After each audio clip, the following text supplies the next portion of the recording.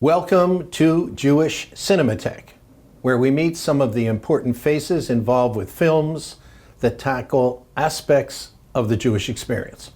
Today I am joined by Ron Frank, whose film Remembering Gene Wilder has garnered Audience Award honors at film festivals, both Jewish and non-Jewish, around the country.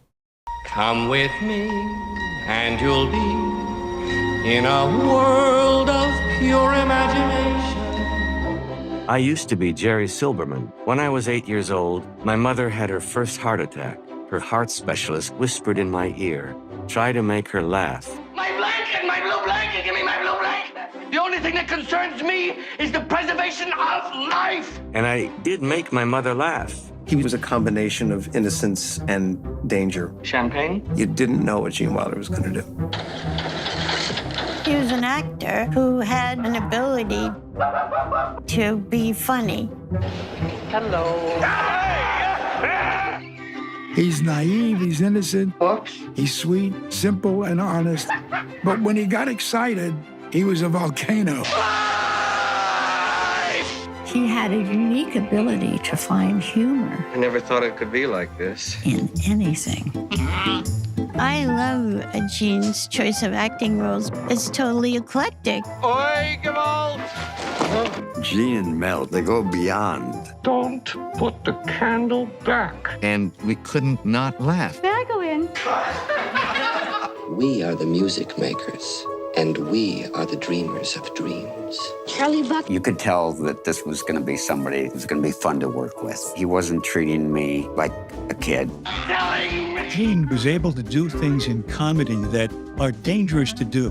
Darling, would you get down? Richard Pryor was my teacher. What are you doing? My dad knew undeniably there was a magic between them. It's all right. What do you think? They fueled each other, and their improvs made them both better. He embodied these characters, and we felt their humanity. You'll never find another Gene Wilder. He was amazing. I didn't think Jerry Silberman had the right ring to it. I wanted to be Wilder.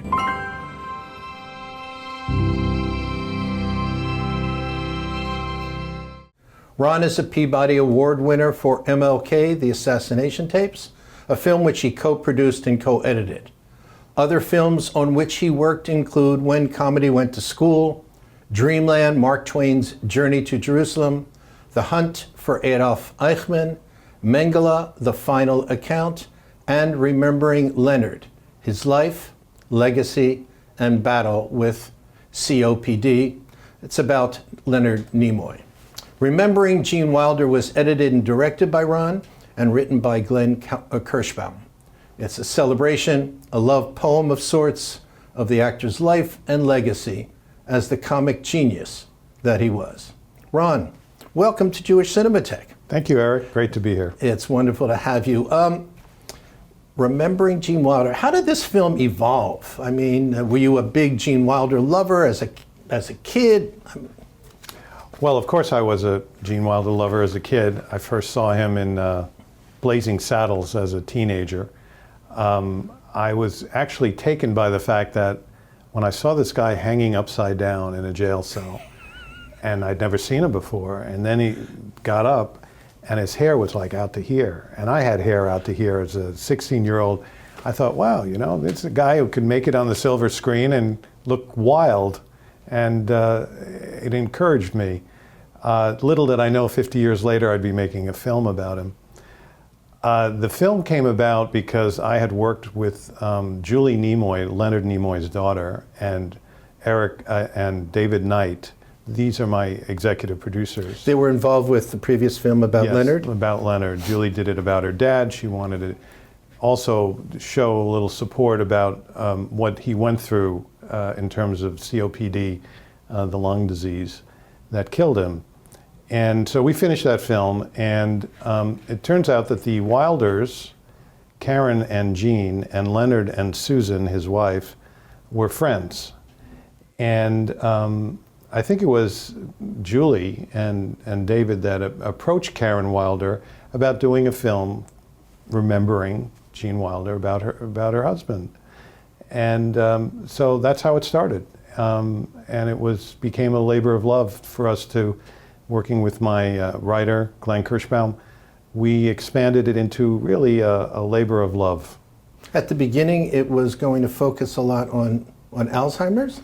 Well, that was initially the intent because Karen had this unbelievable experience of taking care of Gene in his final years.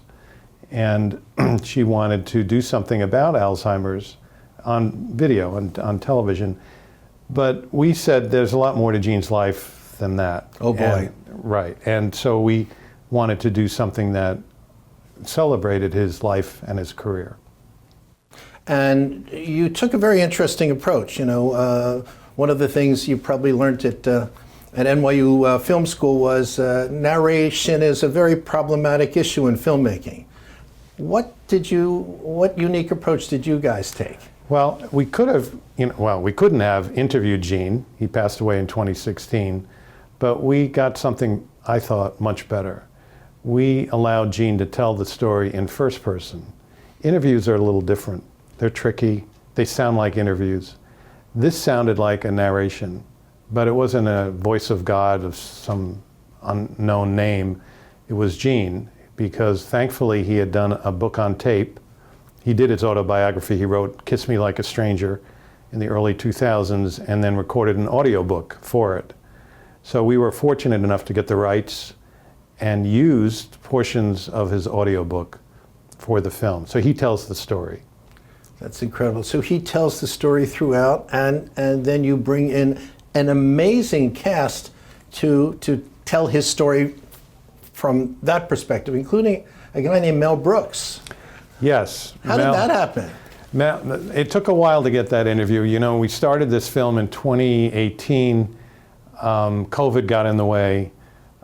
We pestered Mel enough to do this interview. He didn't want to do it because of COVID. But finally, when things started settling down a little bit, he agreed. And I have to tell you, in all my career, it was probably the most fascinating interview I've ever had.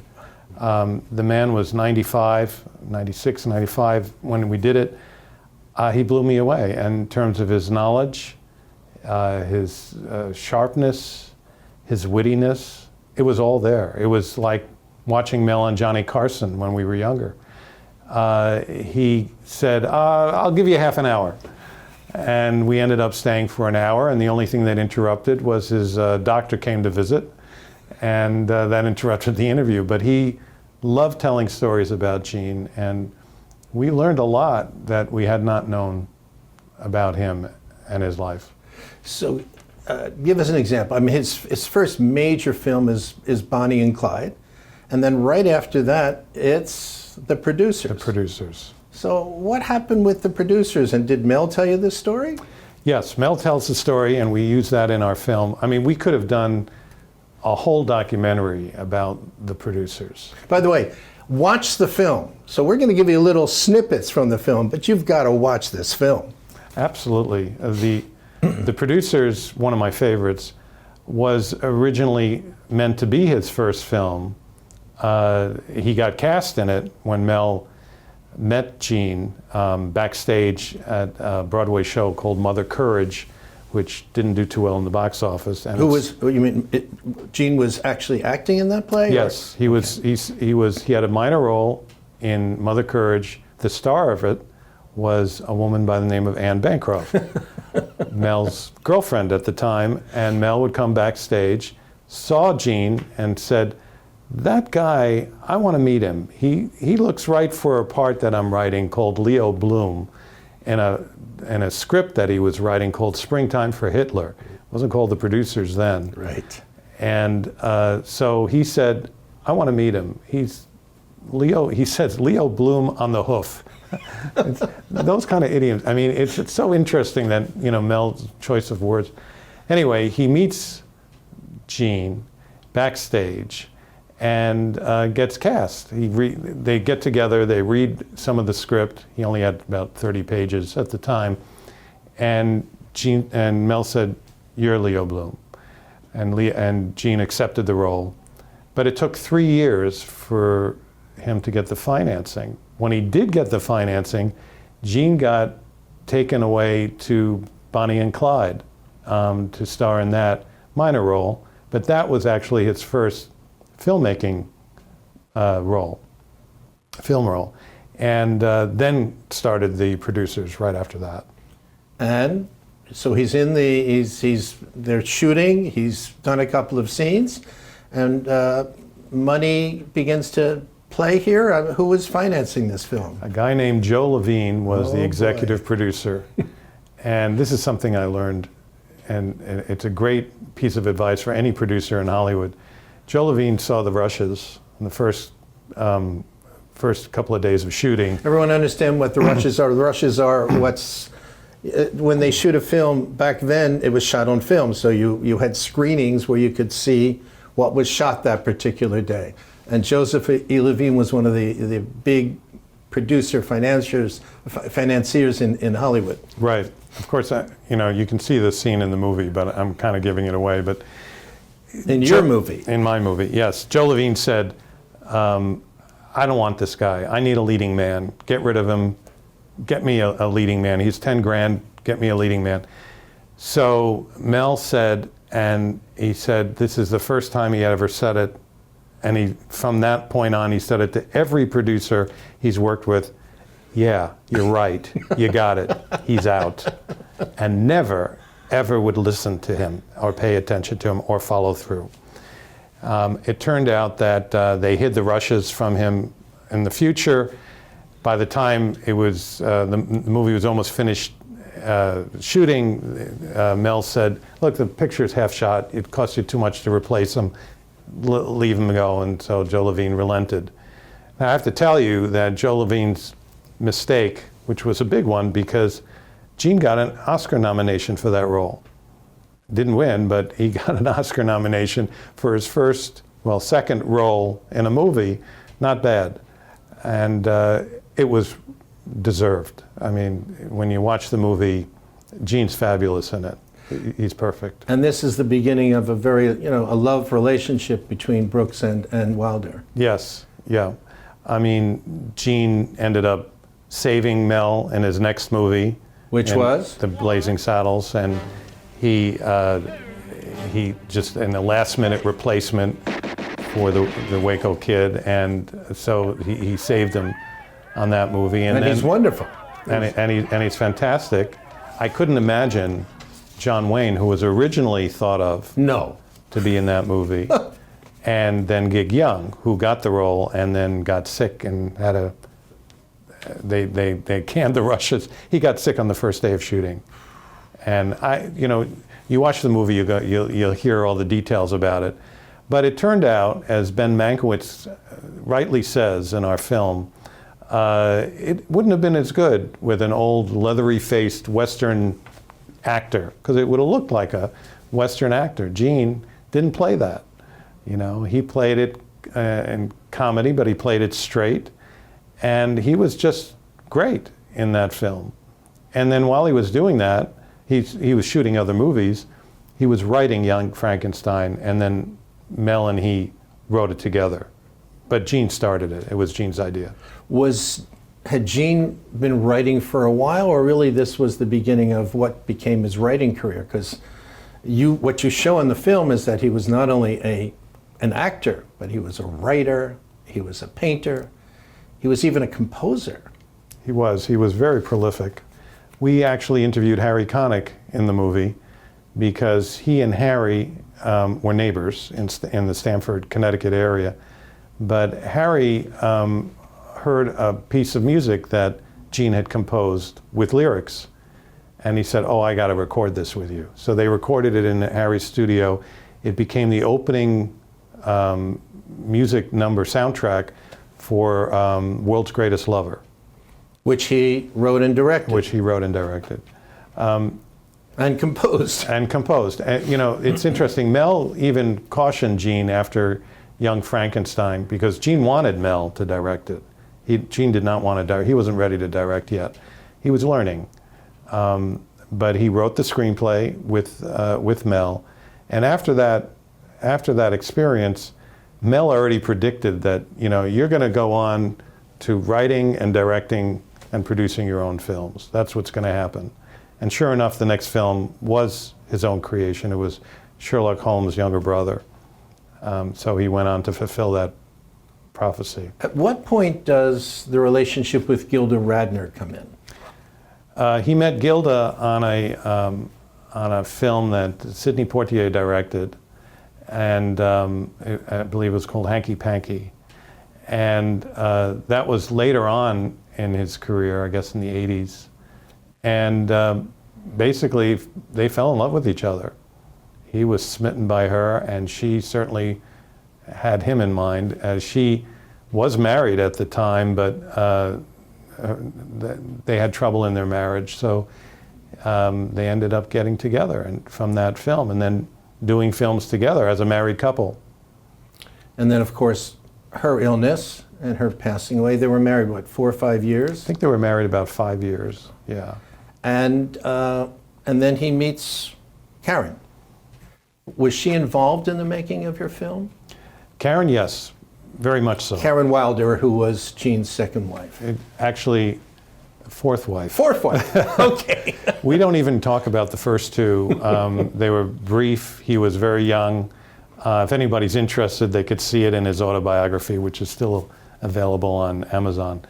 But yes, Karen was, but probably the most important woman in his life, and the happiest marriage that he'd ever been in. They were married, what, close to 25 years? At least, yes. And very happy marriage. Karen's wonderful. She's helping us out. She helped us out in the making of this film. We wanted to make sure we got it right. I would consult with her in the making of this film. She lives not far from me. And we just wanted to make sure we were doing it right. I'd never met Gene. And we just thought that, you know, we needed Karen's input to make sure that we were telling the story she wanted told. And, you know, blemishes and all, but nevertheless, we were celebrating Gene's life. This was not a 60 Minutes hit piece.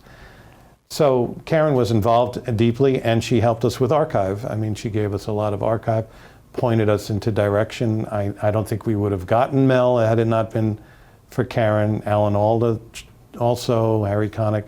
These people, Carol Kane, Karen helped us. All these people who had worked with Gene all those years. And Karen helped us to some degree with most of them, particularly Mel. And so it was thanks to her that we have the movie we have now. You know, in one of the clips from the film, you had 2 clips from the 92nd Street Y lecture. I actually was the one who interviewed Gene at one of those. Really? Yeah, and Karen had come with him, and Gene was just warm and fuzzy and friendly. He didn't want to talk about Gilda. That was sort of one of the things that he had said, but what an experience being, I mean, it's so sad that you, who've made such an incredible film about Gene, never had a chance to meet with him, but it sounds like you really did get to know him. I mean, we were living and breathing Gene Wilder for a long time, both Glenn, my writer, and myself. We were, of course, fans from a very early age. I feel privileged, in a way, to have seen Gene on the big screen when these movies came out in the 70s. Willy Wonka I never saw, which is an interesting story because it just bombed. It was nowhere to be found. Willy Wonka, everybody knows about the original Willy Wonka. You had never seen it? I had never seen it in the movie theater because it opened and closed briefly. We learned that mothers just were upset of how children were treated in the film. I mean, you have one that's zapped in a microwave and another one goes up a chute of chocolate in a tube, and they disappear, these kids, never to be seen again. And I guess in some way it had a horrifying effect for certain parents. But there was a little invention called the DVD that resurrected the film. And my kids knew about Willy Wonka, and the first time I ever saw the movie was thanks to a DVD. Isn't that something? Yeah.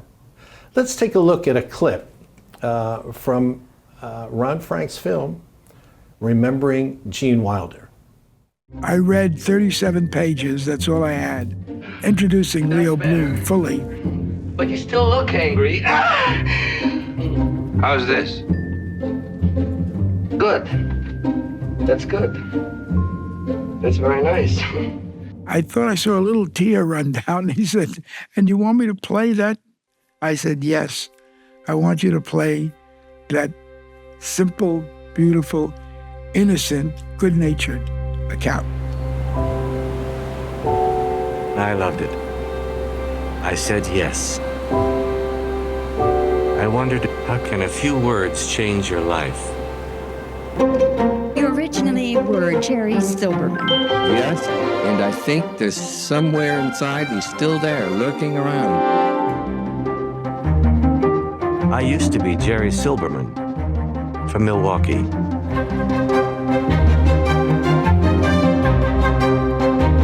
When I was 8 years old, my mother had her first heart attack. After my father brought her home from the hospital, her heart specialist came to see how she was doing. He grabbed my right arm and whispered in my ear, "Don't ever argue with your mother. You might kill her. Try to make her laugh." If he hadn't said those two sentences, I might have gone into used car salesman or something like that, or a concert violinist, or perhaps a painter. Ron, you spent some time in Israel when you were, I guess, what, in your teens, in college? 20s. In your 20s. Can you talk about that and how that might have influenced the choices you made in terms of being a filmmaker? I mean, you had already gotten your film education, I take it, at NYU. Right. So were you making films in Israel? Were you working on? I started in Israel. I got hired. I have a family connection to Israel. My father's family lived there. I had my bar mitzvah there. So I had a long history connection to Israel. I'd been there before. But when I moved there to work, I got a job, applied and got a job editing for CNN when their bureau just opened back in the early 80s. And the news business wasn't really my style, but I got a job and it worked out really well. I rubbed shoulders with some amazing people, Menachem Begin, and others, Yitzhak Shamir and the presidents of Israel. That was an amazing and incredible experience to be there. But that was short-lived for me in terms of the news business. I quickly left it and formed partnerships with some Israelis, and we made movies together, films together. A lot of them had American connections. They were done in English. My Hebrew was lousy, still is. And I just felt that in Israel, I like telling stories. And Israel, in terms of drama, and I'm talking about not fake drama, real drama, has amazing stories to tell. The Jewish experience, it's just filled with laughter, tears, you name it. It's just an amazing experience. And putting that on film, and I've always had an interest in film since I'm a little kid, was a dream come true for me. So we focused on a lot of stories. One of my first documentaries, having lived in Israel, but I did it while we were here, was The Hunt for Adolf Eichmann. We received the Mossad file dossier on Eichmann. How did you pull that off? Israelis and Protexia connections, and my partners did. And we got some agents that had never spoken before. The actual agent who found Eichmann, never spoken before on camera. We filmed him, and turned out to be quite successful. When we had a Hollywood connection to it because we were finished editing and everything, and we needed a narrator. So my partner, Danny Seaton, terrific filmmaker in Israel, said to me, well, who should we get to narrate? So I said, how about Gregory Peck? Just threw it out, you know?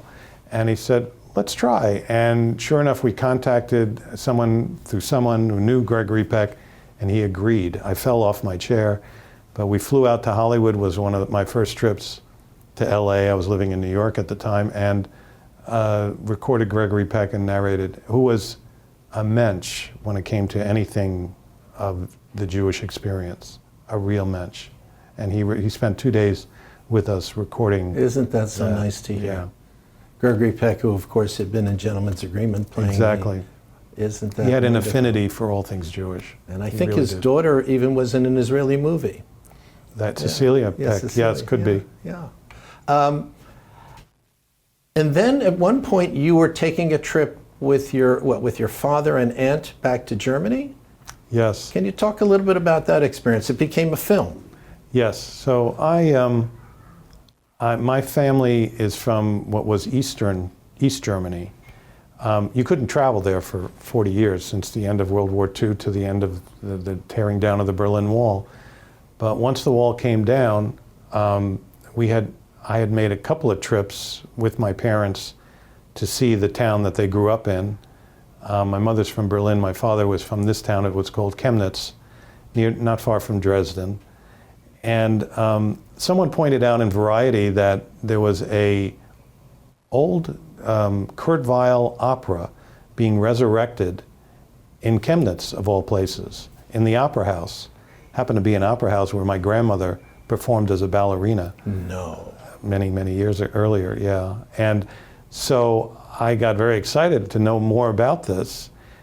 And sure enough, it was a drama that what Kurt Weill had written the music for. Max Reinhardt directed it. You're talking about two of the greats. Right. Now, the original production was done here in New York on 34th Street at the Manhattan, well, I think it was the Oscar Hammerstein Theater. It's between 7th and near 8th Avenue, and Manhattan Playhouse or something like that, I think. And that was done in the 30s.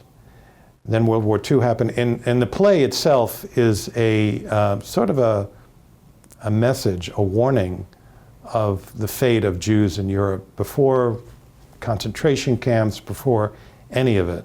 And it was in the 30s, well attended, sold out, lasted only a year. And then it was going to be resurrected in my father's hometown, oddly enough. So I had to go.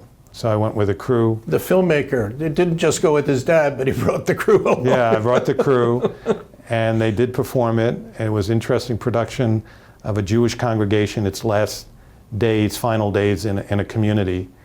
In the original play, Sidney Lumet, the famous director, was the bar mitzvah boy from Yiddish theater. He did Yiddish theater. With his dad. Right. And he was in there with Sam Jaffe and some others in the original play.